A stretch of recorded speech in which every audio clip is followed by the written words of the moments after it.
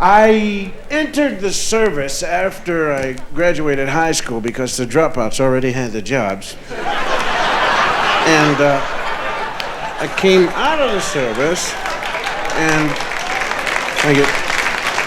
I came out of the service and I entered Temple University, 1960, physical education major.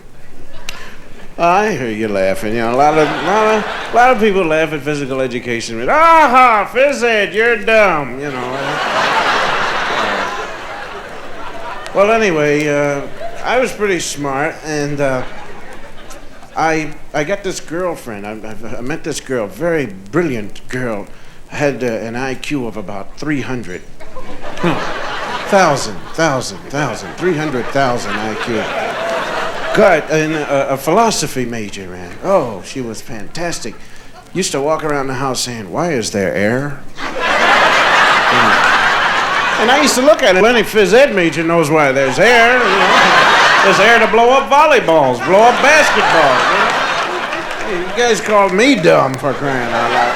Walking around asking why there's air.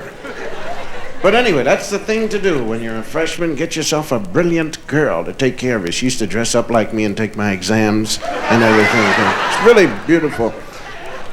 I bought a 1942 Dodge for $75, my whole life savings from the service. And I used to drive from her house. I lived in Philadelphia. I used to drive to Trenton, 40-mile drive. And it was during the wintertime, and when I bought the car, it had four bolt-headed tires. So I went out, and with the last couple of dollars I had, I bought a snow tire, and I put it on the right rear, and about 75 sandbags, you know, for traction, in case I get into some snow or ice or something, you know. Just dig right in on that right side, and the car would raise up on that one wheel. And I wrote Captain America on the side because it was a beautiful car, man. It wouldn't go over 50. You go 51 and said, "Hey, cut it out." It's the kind of car I had, man. Beautiful. And I used to drive to her house, get to her house around 4 in the afternoon. And her parents, I think her parents wanted to get rid of her because as soon as I get there, they go upstairs, you know, and take the dog with them too, you know. They had one of these little dogs. They were very wealthy people. They had one of these little dogs in a house, about a 37,000 room house. And they had a dog was as big as my fist, you know, for protection. You know, I said, well, people are kooky, man. Now, in Greenwich Village, I used to live in Greenwich Village, a guy with a one-room apartment and he had to use somebody else's bathroom would have a dog that's as big as a Mack truck. You know, like the dog would command him, "I must go." You know? He had to take the dog out, man. He couldn't spank it, you know. He hit that dog, the dog would eat him alive, you know. Hey, listen, that's where we got our Doberman from an old used master that they ate up. And these people with this big house got this dog so small. You know, what protection is it? You put your leg through the window of the dog. I know what it'll do. It'll pee all over the place. That's all they ever do, man. You come into anybody's house and say, "Rah," to one of those dogs, they poop all over everybody. Man. I guess maybe that's the safety device, right? You feel something, hey, somebody's in the house. My legs are. It's ridiculous. Well, anyhow, I used to sit there and we would do about 3 minutes worth of homework and then we would cuddle up and start kissing.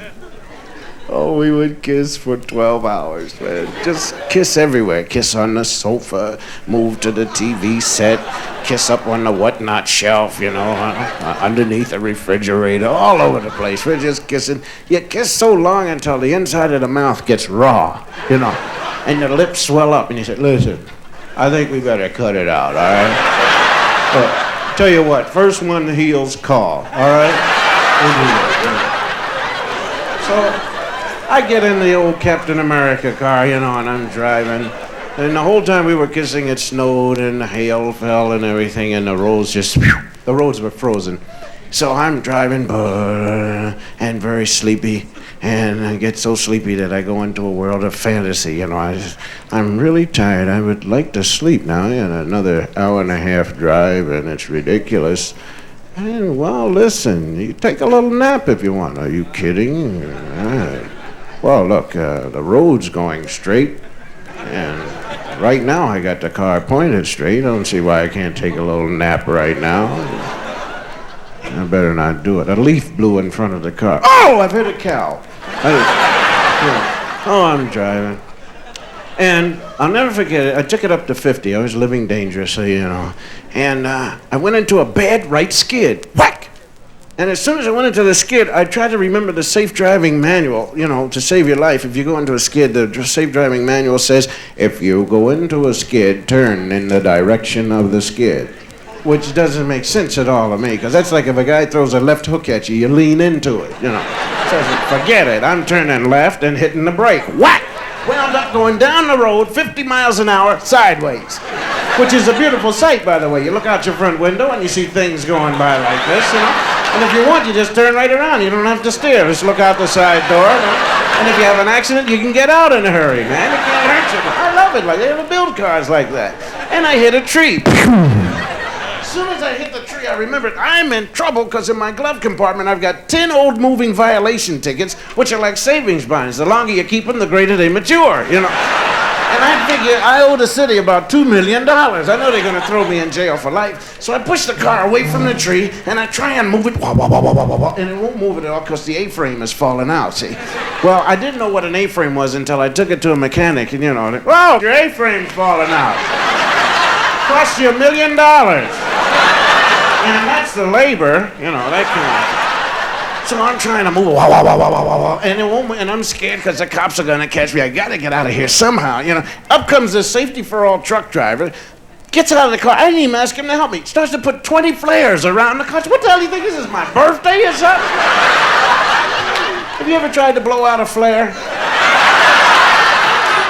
Now I'm sore on the outside and the inside. Now, all right, now the beautiful thing are the cops. Here come the, and they get out, and they look at the thing, and the motor's in the front seat, tree's leaning on a 45-degree angle, bark's all chewed out of it, and the tires are all flat, and 20 flares around the car, and this guy says, what happened? I said, well, I was driving along, and this tree jumped right out of the forest and bit my car, boy. They'd ask you that, no matter what. You could run over a guy and leave him under the car, and the guy's, all right, what happened here? Oh, well, the guy was sleeping, and he was cold, and I had nothing to cover him up, so I figured I'd use the car, you know. I'd protect him from something. Ridiculous, boy. Thank you.